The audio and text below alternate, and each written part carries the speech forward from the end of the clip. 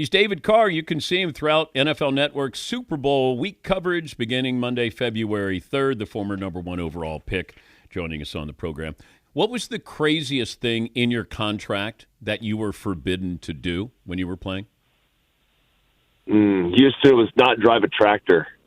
And I had thought to myself, I would never see a reason to be on a tractor. I grew up in the Central Valley, but I'm glad you actually took the time to define auger, because I was sitting here and I had no idea what that was. So that sounds fun to me. I did ice fish in Minnesota at the Super Bowl one year with Lindsey Rhodes on the NFL Network, and that was actually a blast. So enjoy your time today. That sounds fun. Well, thank you. Thank you, David. That's the only reason I wanted to have you on, is find out if there was anything in your contract you weren't allowed to do. Yeah, just a tractor. So was it written that you couldn't drive a tractor?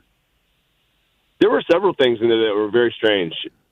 And I think eventually the NFL finally figured out that guys are going to do kind of strange things in the offseason. These guys have a little bit extra money. They have a lot of free time. They're kids. So they eventually went to like a blanket statement. If you get hurt doing anything outside of playing football, then that's it. And so that's kind of eventually what they went to. All right, let me start with the underdogs on Saturday. How do the Texans beat the Chiefs? Historically, to beat Kansas City, you play shell coverage and you get after them with their front. When you watch them play a couple weeks ago, Pat really was able to make some runs with his legs. Didn't really have much, down the field. So they had some opportunities to hit some plays. They missed them, but he was able to break down the defense with his legs. And so I think that was really, if you're the Texans, you got to feel pretty good about that. They held Josh Allen to 9 completions. So this Texans defense is not, it's not as bad as people might think. You look at their team in general and you think, oh, well, they've taken a step back. Maybe CJ's not playing as well. Really, they kind of put too much on his plate. When I look at it, how they played offensive football last year, it was through the run game and play action pass, and Bobby Slowick did a good job mixing that up and kind of keeping it balanced. And when I watched them the first half last week, it was way too much drop back pass. I mean, it's too much. And fortunately for them, they had the lead in the second half, and they said, well, we're going to run the ball. And they ran the offense they should have been running, the entire game and really the entire year, and they actually played better. So hopefully that kind of woke them up a little bit. Like, we have a pretty good defense. We can keep everything in front of us. You got to kind of withstand the first 15 plays of what the Chiefs do. That's how they've won games this year. Honestly, they've got out on people, and then you give Andy Reid, a week, and those numbers kind of speak. I think he's 21-4 since Philly with an off week. So if you can withstand that initial surge and not let them get 14 or 21 points on you, then you got a chance, man. But you got to play balanced. You have to keep everything in front of you on defense. You got to get after Pat. And then you have to be efficient on offense, and that means not dropping back to pass and putting your quarterback in harm's way. I mean, CJ made a huge play the other day to kind of spark them off of like a fumbled snap, but let's not rely on that stuff. You got Joe Mixon for a reason. Let's use him. It's weird to say this. It feels like the Lions are under more pressure than the Chiefs. Does that feel? That's a good point. Is that fair to say? Well, I think stylistically, when you look at what Jaden does and what Cliff likes to do on offense, they use the quarterback in the run game so well, and he breaks the defense down. And when you play man coverage like Aaron Glenn, my former teammate in Houston, he's done a great job. I mean, he's aggressive. He trusts his corners, but they play a lot of man coverage. And if you're going to do that, you got to be aware of the quarterback, because if you don't put anybody on him, he's going to give you a problem. And all it takes is a couple of big plays, especially a playoff game, to spark a team, especially a team that's in an underdog role. Like, don't let the quarterback run 3 or 4 times and spark this entire team to give them hope. So I would agree with you. I think they're under a lot more pressure just from a style standpoint. So Aaron's going to have to do some pretty unique things, because that offense can give you trouble. It's not just a historically run the ball and the quarterback's just bought a ticket and he's watching the running back run. He's involved in the run game. So I think that's going to keep Aaron up a couple nights this week, trying to figure out if we got everything covered from a defensive perspective. And part of the reason why I brought up the pressure on the Lions is so close last year, They're going to lose their coordinators, it feels like. Now, I know they have everybody signed up here for the next few years, but it just feels like this is the evolution. This is, you lost in the title game, now you're supposed to be going to the Super Bowl. And, like San Francisco, the same thing. You get that up, but that window of opportunity can close pretty quickly. Sunday, how did the Rams beat the Eagles?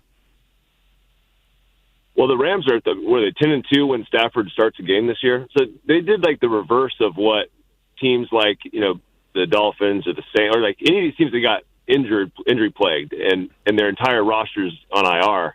They did the reverse. They kind of started hurt and they built up and kind of got everybody back. And defensively, that's I think the best part about the Rams because they have Jared Verse. I watched him at Florida State, and I just remember taking notes on him from.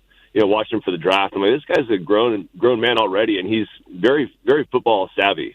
And all those guys across the board are. They use a lot of line stunts and movement. They even stole some stuff from Aaron Glenn last week to kind of get pressure on Minnesota and kind of disrupt Sam. But they're playing great on defense, and then offensively they're more balanced. But the crazy contrast in just even that last game, like this is why I think the Rams have a real chance is they tried to pressure Stafford just like Sam Darnold was under pressure.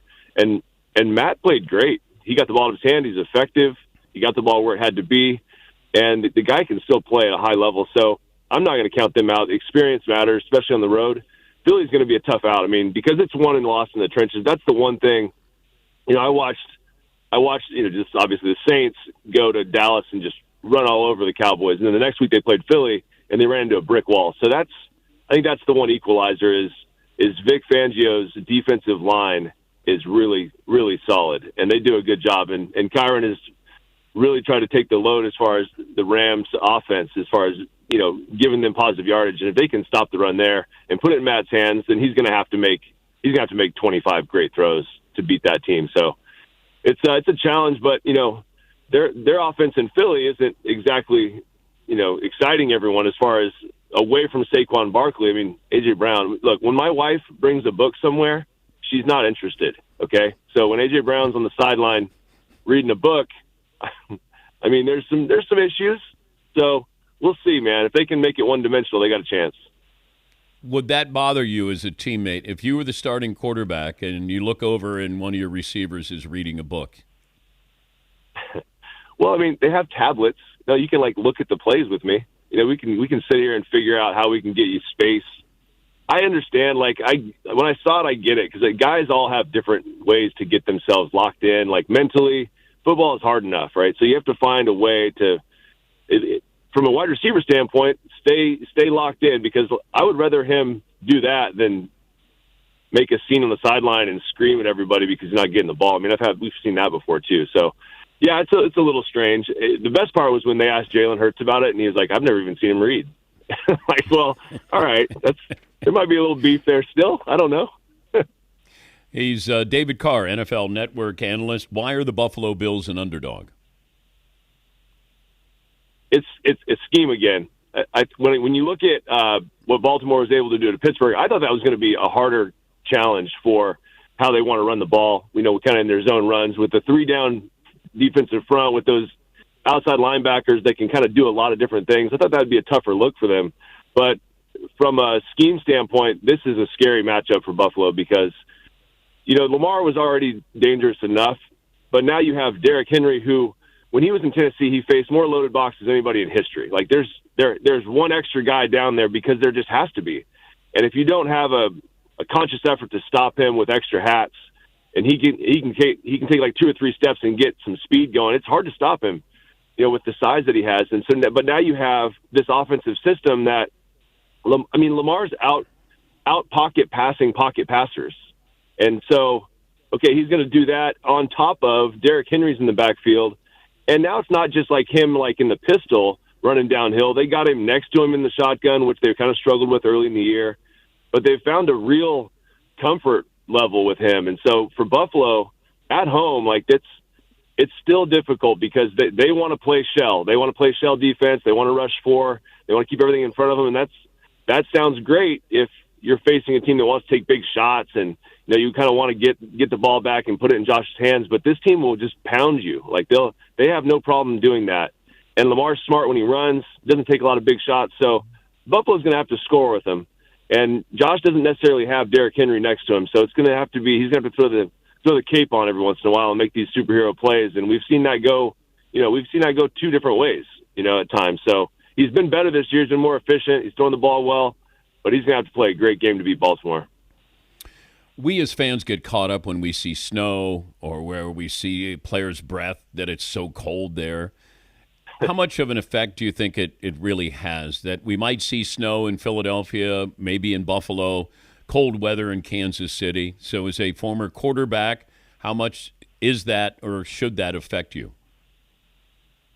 Yeah, cold isn't fun, but guys nowadays, like I talked to Derek a couple of years ago about this. He went up to Pittsburgh, played a great game, threw like 400 yards. I'm like, dude, were you not cold? He's like, man, I got a triathlon suit on under here. I'm like, what? And now the secret's out for me. Like I used to just have to deal with it. We had cotton shirts and we were freezing at all times, so I hated it. And I don't like to play in it.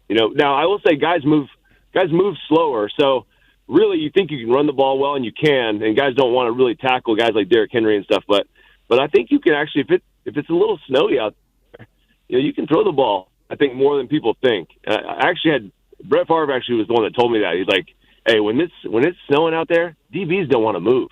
There's an element to that, but it's still uncomfortable, man. It's not fun. I mean, it's beautiful on TV, and that's actually when my wife stops reading a book, it's when it's snowing on the field. So she'll watch those games. So hopefully we get a little bit of that.